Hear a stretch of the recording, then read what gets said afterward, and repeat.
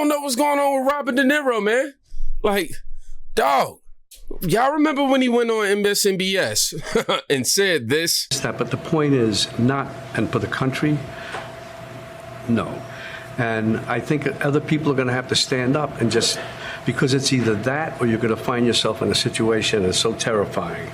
We always hear about people from Eastern Europe, the Jews from other parts of Eastern Europe, from Western Europe, coming over. Look what happened in France with the Nazis and so on. And they come over, and you hear these, and when I was a kid, they'd say, "You don't really appreciate this country. You don't really appreciate what we know from experience." Imagine what those people went through. I'm just starting to see it. You know, as a kid, I said, Hitler, it's a nightmare that never would happen. But now I see that it's possible. And what those people, and sometimes I run into some people who are close to my age who are from Eastern Europe, European countries, or even Nazi Germany, and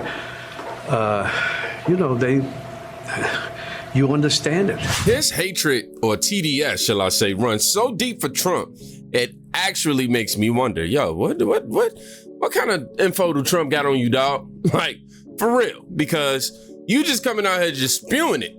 Don't even give you any sort of context as to everything that he's alleging Donald Trump to be. And I think that he's forgetting one major thing. We already had him for 4 years, bro, and it ain't nothing of what y'all saying it was gonna be. I mean, it wasn't nothing as to what they were saying it was gonna be. They said it was gonna be wars. They said inflation, what the economy was gonna take, not inflation, and all that. But it seems that all the stuff that they were saying that was gonna happen under Trump's presidency literally happened under Joe Biden's presidency. And so today, Robert De Niro, he joined The View. I should call him The Spew, because this all they do is spew lies. Anyhow, and when you watch this interview, you're gonna realize very quickly that,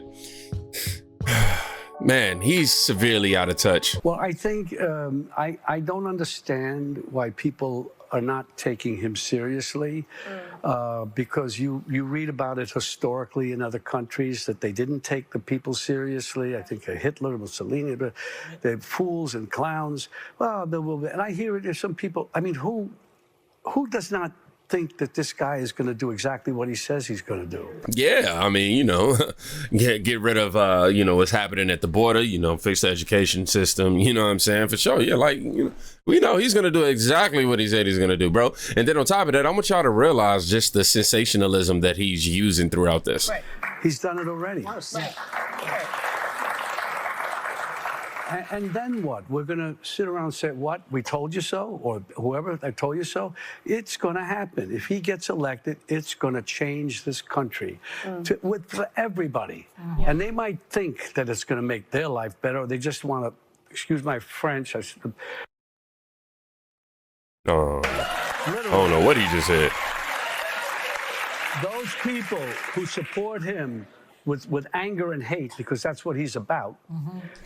Wait, I support him. I have no anger or hate. In fact, just the other day, somebody who was on the left side expressed their discomfort for the comments they were receiving from a video. And I was so nice to say, you know what?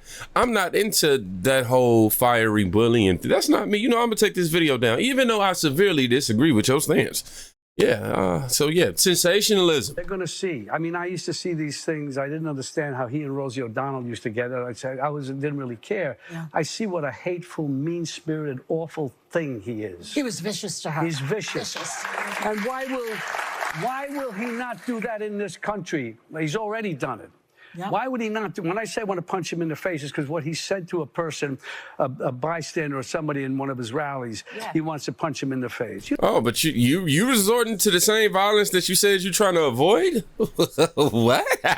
You don't talk that way to people. What kind of person does that? I don't know who they're talking about, by the way.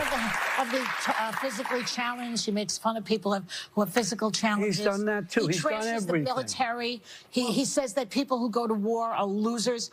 Wake up. He's done everything. What more do you need? It's almost like he wants to do the worst that he could possibly do to show this country.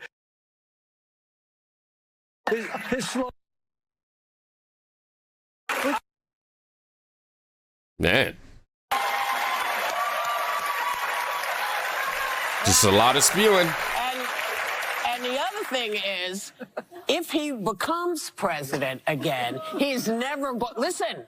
He's not going to not stop being president. You understand this? Yeah. His idea is to stay in until he drops dead. That's it. He's not even conceding it now. So imagine if he actually did win the election. Yeah.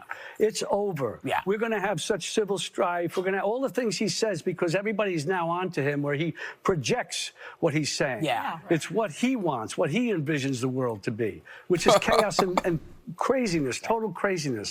So then you go on to insult us saying that, you know, Trump supporters, we're not thinking for ourselves. We're just literally just waiting on him to drop a text for us to copy and paste. Ha! Meanwhile, you just sat there for 2 minutes and 41 seconds. I'm sure it was more than that, but out of my life, you just sat there for, you know, nearly 3 minutes talking about how he's a danger to everybody, but didn't tell us why. You didn't say what he was gonna do. You didn't say that, you know what I'm saying, what policy he was gonna invoke. You didn't say what he was gonna take away. You just created this whole sensationalized hatred spew on the spew. You know, we can't even call it The View no more, the spew. Seriously, you up there like constantly comparing him to Hitler, saying that, you know, why aren't the people taking him seriously? We're seriously asking the same question. Why aren't you, the likes of you, taking them seriously? Honestly, look at what's really happening in comparison to when Trump was in office. Obviously, some new challenges and everything has arrived, and, you know, they had their own set of circus, but still, y'all try to paint Donald Trump as if him getting in office is gonna be the worst thing that ever happened to us. Forgetting, I mean, like, y'all forgot that we already had him in the office, bro. That's what I'm saying, bro. The TDS is crazy.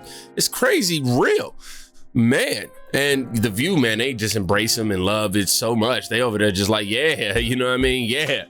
But he's been on this TDS campaign rant. I wonder why they got him campaigning on this same sort of rant on all these different networks. I wonder what the idea is here. I don't get it. Definitely got to look at the comments on this. They say he thinks he's an entitled Hollywood entity. Over the top, how you said it, scaremongering.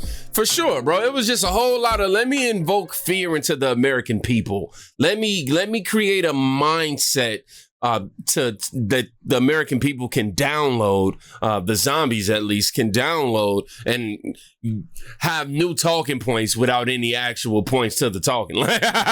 For real. Right below that, Rageaholic, who plays Rageaholics and Femmes. Man.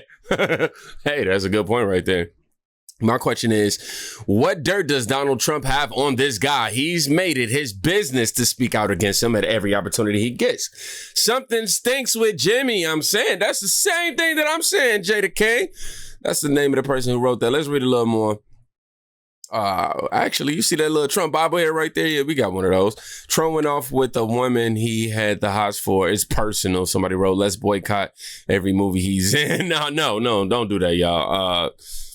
I may not agree with his political point, and one thing I don't that gives him a personal point deduction on a man-to-man level is the fact that I know he knows better. I genuinely know he knows better, and the fact that he's just sitting there spewing, boom, boom, boom, yeah, we're gonna deduct the point from that. But yeah, I'll try to separate the art from the man, and in some cases, not like R. Kelly's. I just can't separate the music from the art. Like, you a scumbag, bro. Like, it's just what it is. But yeah, stuff like this, we just don't agree on political issues. Hey, you know, it is what it is. Honestly, he could have just stayed chilling. Nobody called Robert De Niro and told him to pull up. Like, hey man, we need your opinion on this whole Trump stuff, dog. Like, nobody's done that. I woke up one day and he was just on the news. It was out of the blue. Somebody got this article, this headline. I haven't dived into it. Let me bring y'all to the screen real quick. Hold on. Redneck Peckerwood wrote this. Wow, Robert De Niro was besties with Harvey Weinstein. Oh, Robert De Niro, Harvey Weinstein throw election night party. Oh, okay, all right. Yeah, it's starting to go clickety clackety. Now, I can't say that there's any truth to this, anything like that. Outside of looking at that tweet, I don't know. Let me go ahead and Google it real quick for journalistic integrity. I found the article right here, and it says, yes, in fact, this actually happened. As the clock inched closer to midnight on Election Day, which started as a celebratory gathering in Cipriani downtown in Manhattan, quickly took a somber turn. Robert De Niro, Harvey Weinstein, and Jay Penske, owner of the PMC, parent of WWD, were throwing an election night viewing party that drew an impressive list of their collective contacts. Wow, you had Paul McCartney, Naomi Campbell, Martha Hunt, Martha Stewart, even Rihanna. Oh Lord, what is going on? You had Hillary Clinton there. I ain't really surprised about Hillary. I'm just saying. The out of the blue TDS straight shots make you wonder why.